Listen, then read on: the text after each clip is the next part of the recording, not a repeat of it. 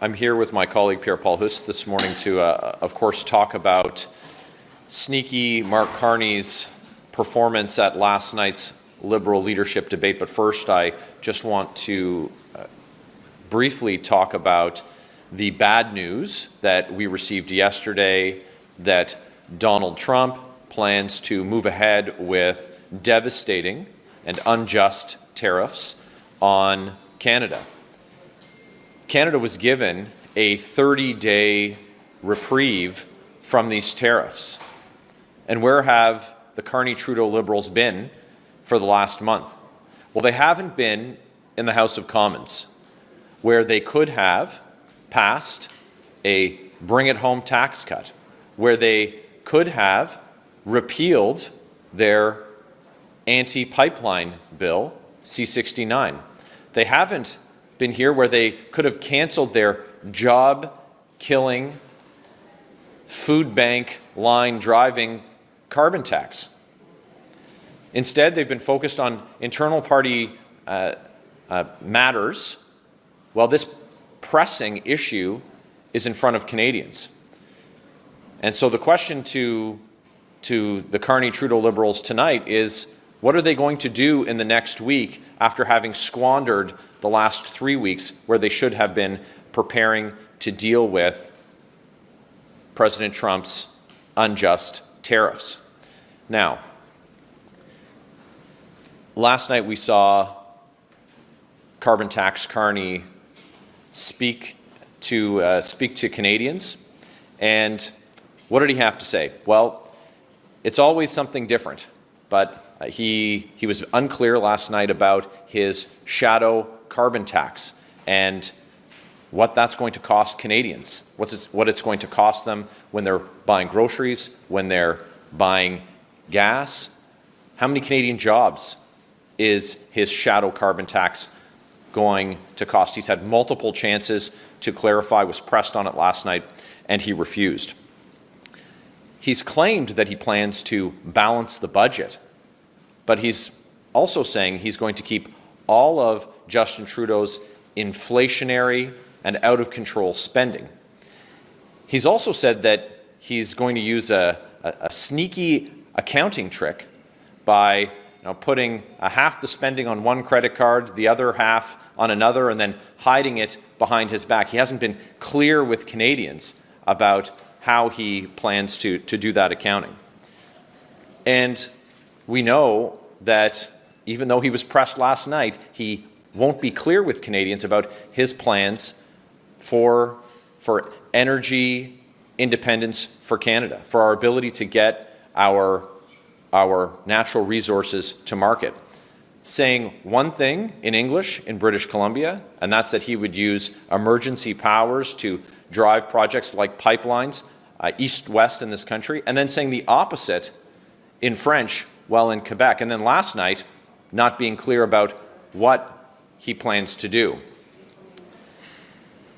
Tonight is the last chance that Carbon Tax Carney has to come clean with Canadians, instead of trying to dodge and duck what his real plans are. Canadians deserve answers, because in a matter of weeks, the leader of this Liberal contest, not having been elected by Canadians, will become Canada's Prime Minister. We need to have accountability from them. And Canada's Prime Minister should be able to speak clearly, not just to Canadians in both official languages, but to our allies and to our partners around the world.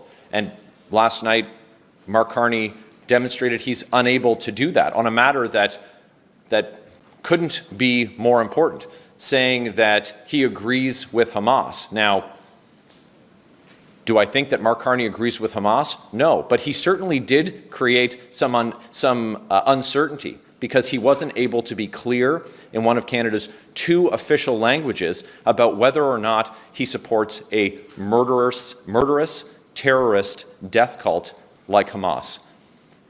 Canadians need answers. Canadians deserve accountability. Tonight is Carbon Tax Carney's last chance to come clean with Canadians, and we look forward to hearing him pressed hard by journalists tonight because he's been avoiding opportunities to talk to the media, running away last night when he was pressed in French during his media scrum. And so we're going to be watching tonight and look to see what Canadians can expect from sneaky Mark Carney.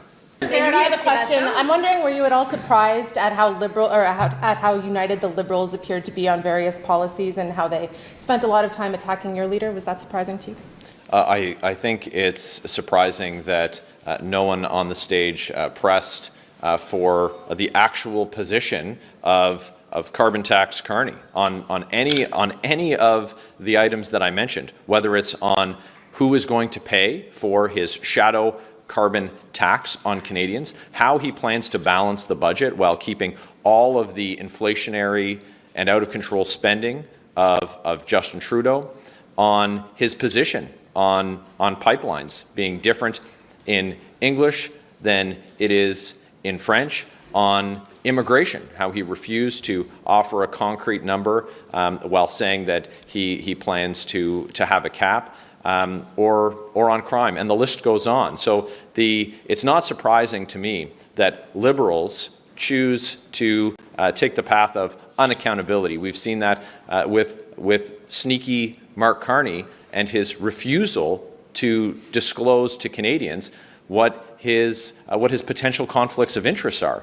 This is a guy who was Justin Trudeau's senior economic advisor, and all the while the company that he chaired was taking decisions and engaged in discussions, whether it was the $10 billion pension scheme that they were going to be involved with, whether it was on heat pumps or on his role on the board of Stripe, and Stripe being shielded from the government while they were gouging Canadians. So Liberals seem to favor the path of unaccountability. Tonight is the opportunity for Mark Carney to come clean with Canadians, and I don't think that we can expect other Liberals to hold him to account. That's why we're here today. Put these questions forward and see if he's prepared to do the right thing, to be accountable to Canadians, and to come clean. Last question. You keep mentioning the fact that Mr. Carney's not elected. Do you think that people should have to have a seat in Parliament to run for leadership of a federal party? It's very clear that we have a problem with the rules as they exist because Mark Carney can be sneaky about what his business dealings are and what his potential conflicts of interest are.